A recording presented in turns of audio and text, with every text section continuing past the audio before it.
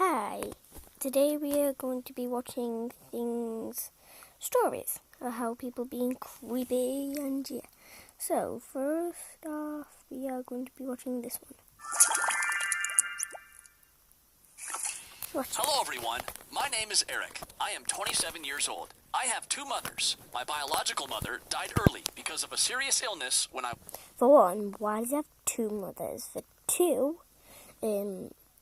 why is he been born with two mothers?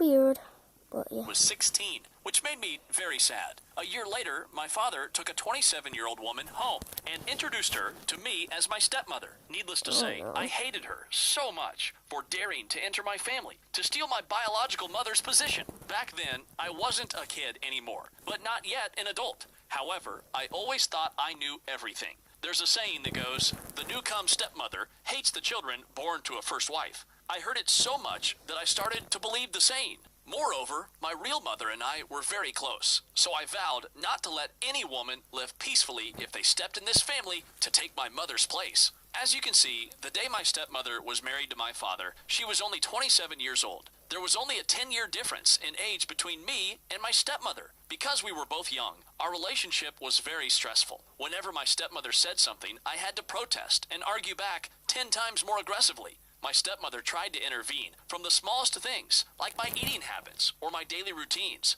Once I saw my stepmother in my room, rummaging through my dirty clothes, I threw in the corner of the room. I lost my temper and called my stepmother a thief and a homewrecker.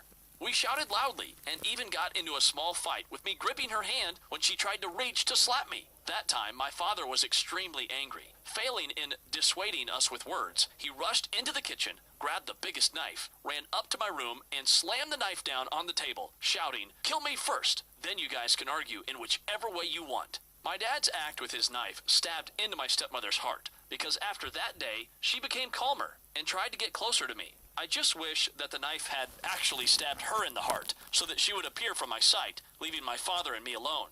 The more she tried to take care of me, the more I hated her. Ever since that argument, my stepmother never entered my room without asking for my permission again. Of course, even if she asked for permission, I would never let her. Every day, when I came home from school, I found a glass of fresh fruit juice on the kitchen table with the words, "For Eric." Knowing that my stepmother had done it, I would not even bother to drink it, but I deliberately poured it into the sink in the messiest way, so my stepmother had to clean it up. Strangely, she still didn't protest, yet attempted to ask about my stories at school, or the food I liked, so that she could cook to suit my taste better. What an abject woman! She was just acting in front of my father. When my father was not at home, she never dared to approach me. However, at dinner time, with the presence of my father, she began to talk to me and told me what to do. If not for my father, I would have shouted to silence her and told her to leave me alone. But being silent did not mean I compromised. I had another, quieter way to make this crafty young lady disappear from my house. My stepmother didn't go to work. She just hung around at home doing housework all day, and sometimes went shopping or chatting with friends.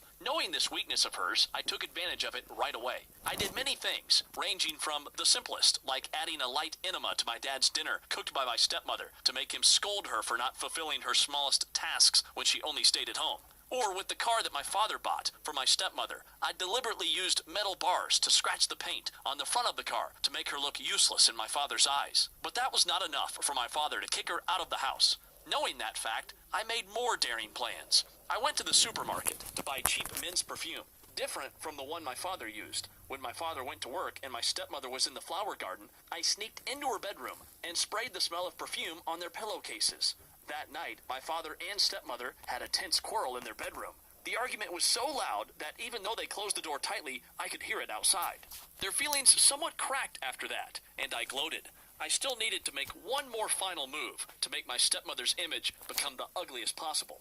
And what would be more difficult to accept than cheating and incest? I knew she started to be wary of me, so that time I just...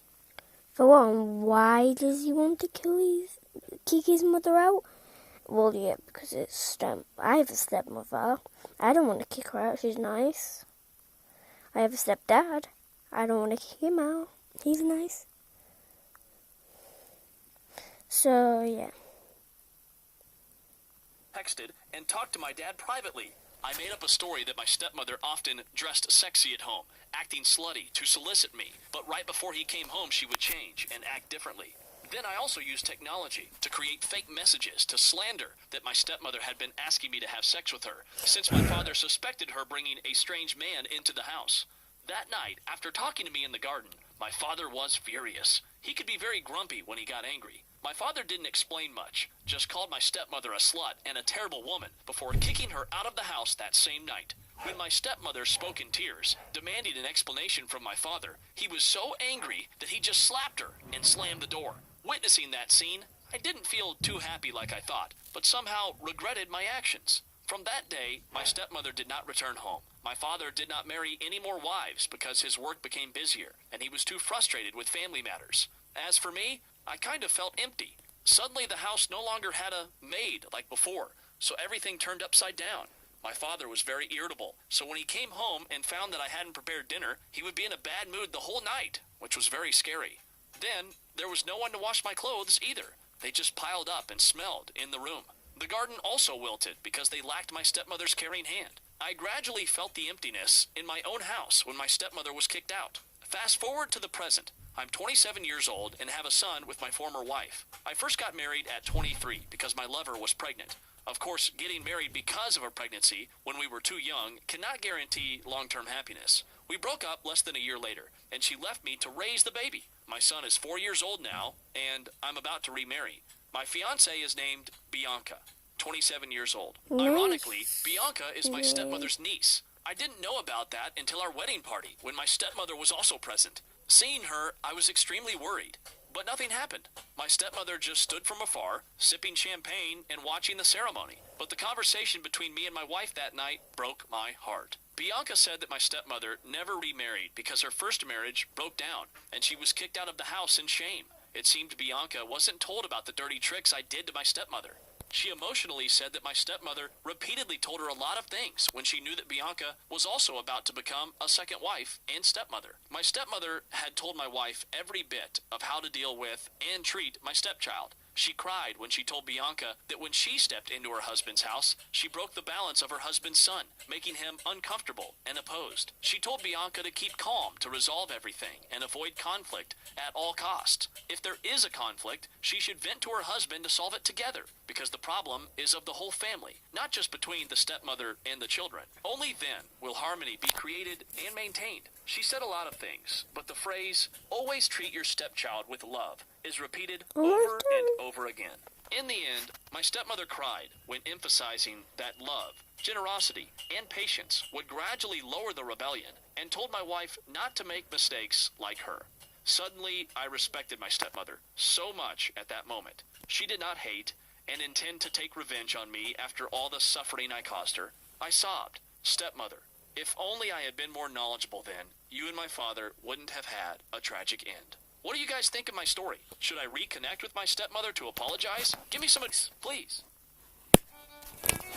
So guys, that tells you today to not go in a fight with your stepmother, and yeah, don't kick them out of the house, definitely not. Okay.